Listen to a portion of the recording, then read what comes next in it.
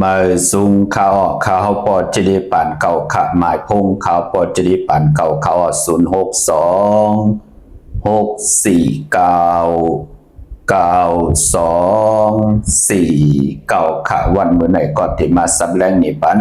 หนังที่ได้ขอตุกย้อนต้องถามเกี่ยวได้ลองพยองว่าจะสัตเทเฮินเยเงินคำนำค่ะพยองว่าจะสัตเทเฮินเยเงินคำนำลีนับยำลีโกกายวินวายกว่าตั้งหลายสิตาในเกาะอัมบาเฮากายอยู่ในโลกล้อกุกตระอัมบาอยู่ในโลกิยะสิตาในเกาะว่าจะเด่นนำป้าว่าเฮาในไรขึ้นอย่างตัวตอน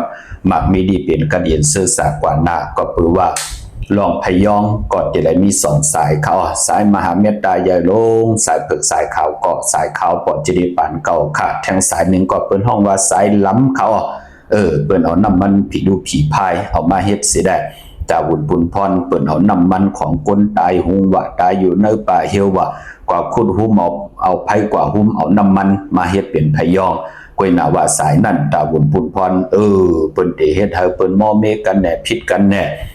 เจ้าว่าจะเฮ็ดให้เปิ้นนั่นเลยแตกยายยุงยายต่อกันแน่อันจะฉะนั้นเฮาก็ได้ว่าหังพะเดคะกวยหนาว่าสายขาวปอจิริปันเขาสายมหาเมตตาอย่าลงสายปึกสายเขากำทอกต่อศาสนาตาปานเป็นอยู่ของโกนในเมืองกงกังกน10คนปาน10ปานโผและเมและโผปอแม่ลูกแน่เฮาอยู่ในจักรวาลในกัมพาโลกาที่เป็นพรดีพรจะเจอจะเฮาค่ะโลหาเล่งต้องโลเฮ็ดตังหมากมีจีปาเยโลฮอโลรู้โลพัดโลผืนเพผืนเผาเกี่ยวเลยเจ้าว่าจะนำความหนังหรือศพเตโมอานาเตโมยุ่มอาเกียวนำตอนพรลี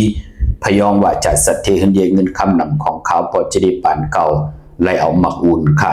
ไล่ขึงปองออกมาหมักอุ่นในเปิ้นก็จะได้ด้วยตีตาค่ะหมักอุ่นในมันเป็นพองยามตีว่าอยู่ที่สูงค่ะเหมือนหนังความไตเฮาค่ะนำอยู่เนื้อลับอำตักก็เต็มนะเนาะหมักอุ่นมันเป็นของสูงพี่น้องเฮาค่ะเนาะเขาปอจิริปันเก่าไล่เอาหมักอุ่นตาเหลวในก็ปองว่าเฮาจะได้เป็นคนที่มีปักปึงแหละมีเยิงหมายค่ะ